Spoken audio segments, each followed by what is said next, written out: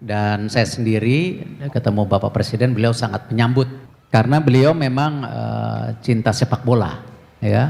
Komersialisasi trademark ini penting, ya. Apalagi kami tahu kita kepingin semua Garuda ini mendunia.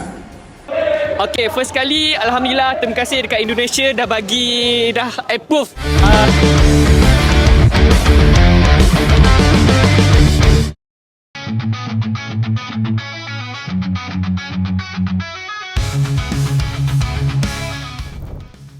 Bayangkan jika mimpi tampil di Piala Dunia 2026 tak lagi sekedar angan.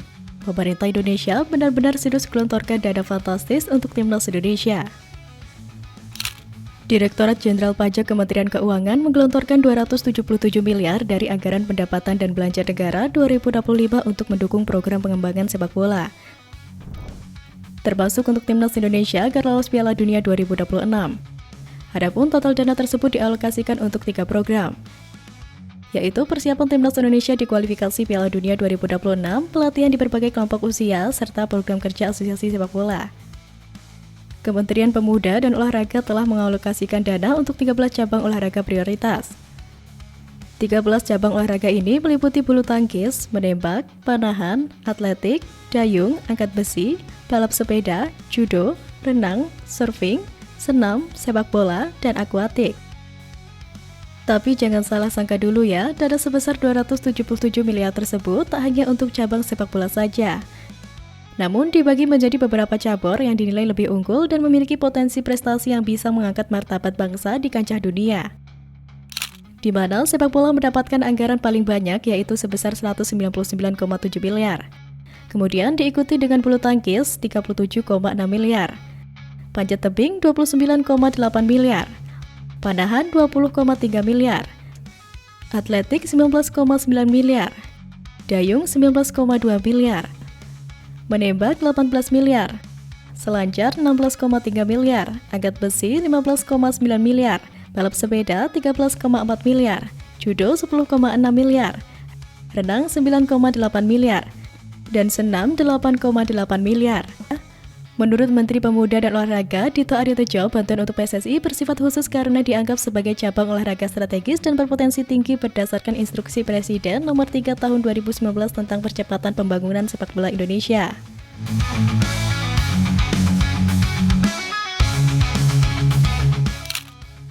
Tak hanya dukungan dari dalam negeri, Ketua Umum PSSI Erick Thohir ikut merapatkan barisan dengan para raksasa bisnis Jepang. Kehadiran di Jepang kemarin dimanfaatkan Erick untuk menjalin kerjasama sponsorship antara PSSI dengan entitas bisnis di Jepang untuk mendukung sepak bola Indonesia. Selama berada di negeri matahari tersebut, Erick menggelar sejumlah pertemuan, diantaranya dengan petinggi Pokemon Company dan Molten Corp. Keduanya berkomitmen untuk mendukung sepak bola Indonesia.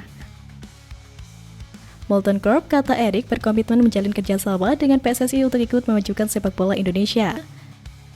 Sebelumnya, Erick bertemu dengan Junshu, Manager of Asia Sales of The Pokemon Company, dan Akira Kato untuk membahas lebih lanjut kerjasama antara Pokemon Company dengan PSSI. Erick juga bertemu dengan Wakil Ketua Komite Wasit PSSI, Yoshimi Ogawa, di Osaka sebelum kembali ke Jakarta dalam pertemuan ini. Erick mengatakan PSSI akan membuat perubahan dalam tim pewasitan. PSSI mulai menjalankan sistem penilaian, pemantauan latihan, dan menunjukkan wasit secara digital.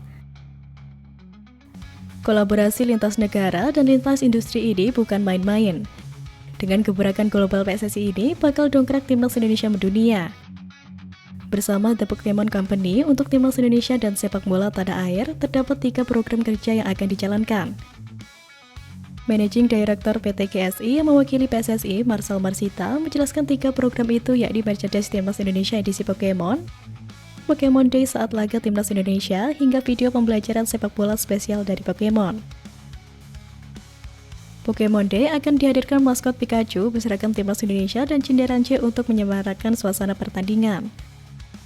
Laga-laga yang bakal dihiasi Pokemon Day rencananya untuk timnas U23 Indonesia. Selain itu, Pokemon Day juga bakal hadir di turnamen grassroots sepak bola wanita bertajuk Piala Pertiwi. Sedangkan video pembelajaran sepak bola spesial Pokemon nanti akan menghadirkan maskot Pikachu serta Cinderance demi menarik minat anak-anak Indonesia untuk berolahraga. Marcel Marsita mengungkapkan kolaborasi PSSI dengan The Pokemon Company diharapkan dapat membuat timnas Indonesia mendunia. The Pokemon Company menyambut baik kerjasama yang dilakukan pihaknya bersama PSSI untuk kemajuan timnas Indonesia. Hal tersebut disampaikan oleh Susumu Fukunaga selaku Corporate Officer The Pokemon Company.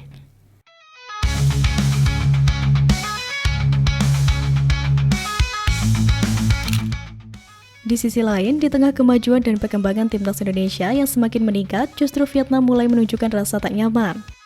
Sindiran pun dilontarkan seolah keberhasilan Indonesia adalah ancaman yang membuat mereka gerah. Duong Phulam menunjukkan perihal sistem yang bisa mengalahkan tim yang diperkuat banyak pemain naturalisasi seperti Indonesia dan Malaysia.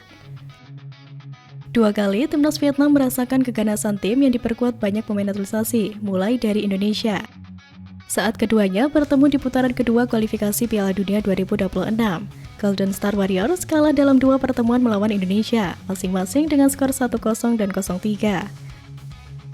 Dan baru saja Vietnam juga dipertemukan dengan Malaysia, yang juga diperkuat oleh pemain naturalisasi. Dengan hasil kalah telak, skor 4-0 menutup laga untuk kemenangan timnas Malaysia. Akibat dari itu, media Vietnam Soha membahas kejanggalan naturalisasi pemain Malaysia tersebut. Soha mengutip salah satu pernyataan komentator sepak bola ternama Vietnam, Quang Huy, yang mendesak FIFA menyelidiki status naturalisasi mereka.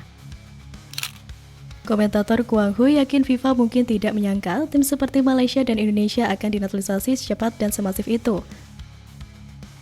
Menurutnya, sebelum Malaysia transformasi besar-besaran, Vietnam menjadi salah satu tim yang paling sulit ditaklukkan Harimau Malaya. Bukan hanya itu saja, Golden Star Warriors juga sebagai tim ASEAN yang membahayakan bagi timnas Indonesia. Tetapi kondisi saat ini berbanding terbalik karena Malaysia dan Indonesia dengan mudah membungkam timnas Vietnam.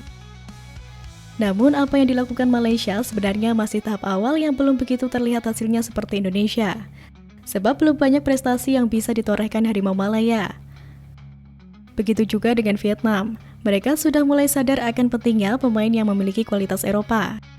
Beberapa pemain sudah bergabung dengan Vietnam dan salah satunya seperti Nguyen Huang San. Dan Malaysia pun ngamuk gara-gara pemain naturalisasinya jadi sorotan. Federasi Sepak Bola Malaysia sebelumnya resmi memperkenalkan 5 pemain keturunan yang sudah dinaturalisasi untuk memperkuat Harimau Malaya. Sebelum diresmikan FIFA, banyak pihak meragukan kelima pemain ini memiliki darah keturunan Malaysia, karena FAM tidak menjelaskan secara detail. Bahkan beberapa supporter timnas Indonesia pun mendesak kepada AFC dan FIFA untuk melakukan investigasi terhadap dokumen 5 pemain ini. Nah, desakan dari supporter timnas Indonesia ini ternyata membuat supporter timnas Malaysia panas dan akhirnya melakukan sindiran balik kepada fans Garuda.